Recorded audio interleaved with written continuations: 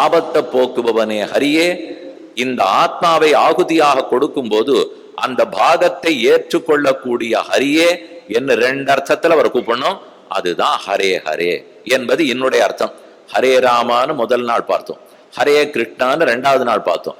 இன்னைக்கு ஹரே ஹரேன்னு சொல்ல வேண்டுமானால் ஆபத்தை எல்லாம் சம்சாரத்தை எல்லாம் போக்குகிறார், கடைசியா மோட்ச சாம்ராஜ்யத்துக்கு அழைத்து போகிறார்னால் ஆகுதியை ஏத்துக்கிறார்னு ஒரு வார்த்தை சொன்னேன். நம்மாழ்வார் ஒரு பாசுரத்தில் அவர் எனக்கு எத்தனையோ நல்லகள்லாம் செய்திருக்கார். தோள்களை ஆறத் தழுவி என் உயிரை அறவிலை செய்தனன் சோதி. தோள்களாயிரத்தாய் துணமலர் கண்களாயிரத்தாய் தாள்களாயிரத்தாய் பேர்களாயிரத்தாய் தமியனேன் பெரியவப்பனே. தாள்களை எனக்கே தலைத்தர சிறப்ப தந்த பேருதவி கைமாறா.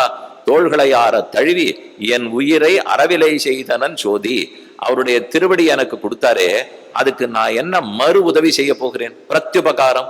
அவரோ எனக்கு எல்லா நன்மையும் செய்திருக்கார், அதுக்கு நான் திருப்பி செய்யணும்னு பார்த்தா சமர்ப்பிக்கிறதுக்கு வேற எதுவும் இல்லை. நாம் நினைப்பது பிறவி எடுத்திருக்கோமே, பழம் சமர்ப்பிக்கணும், புஷ்பம் சமர்ப்பிக்கணும், நிறைய பட்டு வஸ்திரம் எல்லாம் சமர்ப்பிக்கணும், அதெல்லாம் ஒரு சந்தனம் கொடுக்கணும், புஷ்பம் கொடுக்கணும், சாப்பாடு கொடுக்கணும், இதெல்லாம் ஒரு பக்கம். ஆனா ஆழ்வார்கள் சொல் இது எல்லாத்த விட ஆத்மாவையே சமர்ப்பிக்கணுமேங்கிறார். ஆத்மா எதையோ சமர்ப்பிக்கிறது முக்கியம் இல்லை, ஆத்மா தன்னை சமர்ப்பிப்பது முக்கியம். அந்த தான்கிறதே அவருடைய சொத்து தான். அது இத்தனை நாள் என்னது நினைத்து கொண்டிருந்தேன். இல்லை, அடியேன் தேவரீருடையவன் ஏற்றுக்கொள்ளுகிறேனோ இல்லையோ. பரமாத்மா அவனுடைய சொத்து, ஜீவாத்மா. அத்தைத்தான் ஆத்மனி சஞ்சாத்தம் ஸ்வத்வம் ஆத்மனி சஞ்சாத்தம் சுவாமித்வம் பிரம்மணி ஸ்திதம். இது யாருதோ கூட இல்லை, சொத்து அவரது. தன் சொத்தை தான் வாங்கிக்கோங்கிறதுக்கு இப்படி மன்றாட வேண்டியிருக்கு. ஏன் பெற்றுக்கொள்ள மாட்டாரானால் இத்தனை நாளா நான் என்னதுன்னு அகங்காரம் பண்ணிட்டேன் இல்லையோ. தர்மசாஸ்திரம் ஒண்ணு சொல்றது, நான் ஒரு சுவாமிக்கு ஒண்ணு கொடுக்கிறேன்னால் அதை என்னதுன்னு நினைத்து கொண்டு கொடுக்க கூடாது. அப்படின்னா அவர் வாங்கிக்க மாட்டார். அது என்னதே இல்லை, ஒம்மதுன்னு சொல்லி கொண்டு கொடுக்க வேண்டும். கோவிலுக்கு பசுமாடு தானம் கொடுத்துருப்போம், வேணும்னு தர்மம் என்ன தெரியுமா சொல்றது? நம்ம கோவிலுக்கு போகும்போது அந்த மாடு எப்ப கண்ணில் பட்டதுனாலும் என்னது நான் கொடுத்தேங்கிற எண்ணமே வரக்கூடாதான். யாரதோ அது பெருமாள் மாடு கட்டியிருக்கு, சோதனையா என்ன ஆகும்? மாட்டுக்கொட்டில் பார்த்துட்டு இருக்கிற அந்த சுவாமி நம்மளை ஐயா நீங்க கொடுத்த மாடு இதுதான் இப்படின்னு அப்பதான் கொண்டு போய் காட்டுவார். நமக்கா தர்ம சங்கடமா இருக்கும். உபன்யாசத்துல வேற அவர் நினைவே வரக்கூடாதுன்னு சொன்னார்.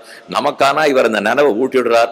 மறக்கணும், வலது கை கொடுக்கறதுன்னா இடது கைக்கு தெரியக்கூடாதுன்னால் இதெல்லாம் தெரியட்டும். 4 பேருக்கு தர்மம் தெரிஞ்சதுன்னால்தான் இன்னும் தர்ம காரியம் பண்ணணுங்கிற ஆசை எல்லாருக்கும் வரும். அதை விதுரரே சொல்றார். விதுர நீதியில சொல்லும் போது தர்மம் மறைஞ்சிருக்கணுங்கிறது உண்மைதான், கொடுக்கிறவர் இடத்துலதான் அது சொல்லப்பட்டதே தவிர மற்ற பேர் அப்படி இல்லை. இத போல தர்மம் நடந்ததுன்னு கொண்டாடி பேசணுமா. பண்ணவர் பேசிக்க வேண்டாம், பண்ணவர் தன்னை பத்தி கொண்டாடிக்க வேண்டாம். ஆனா அடுத்தவர்கள் கொண்டாடினாதான் ஓ இப்படி இருக்கு போல் இருக்கு, நம்மளும் இப்படி பண்ணணும்னு தோணும். இல்ல சத்தமே இல்லைன்னால் எனக்கு எப்படி ஆசை வரும்? பள்ளிக்கூடத்துல படிக்கிற பிள்ளைக்கே அதை பாரு அவன் 100க்கு 100 வாங்கிட்டு வரான், நீ என்ன பண்ணிட்டு இருக்கேன்னா தான் வரும். அந்த போட்டி கூட இல்லைன்னா எப்படி வருவா? நான் ஒண்ணு ஒப்பிடணும் குத்தம் சொல்லணும்னு சொல்லவே வரல.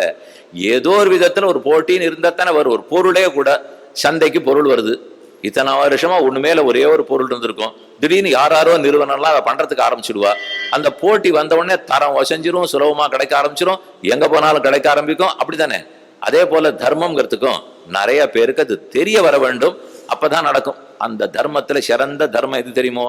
ஆத்ம சமர்ப்பணம்ங்கிற தர்மம். இந்த ஜீவாத்மாவையே பெருமானுடைய சொத்துன்னு ஏற்றுக்கொள்ளுது. சமர்ப்பணம்னு நான் சொல்லும் போது என்னமோ இப்படி கையை பிடிச்சு கொண்டு போய் கொடுக்க முடியுமாக்கன்னு நினைச்சுக்க வேண்டாம்.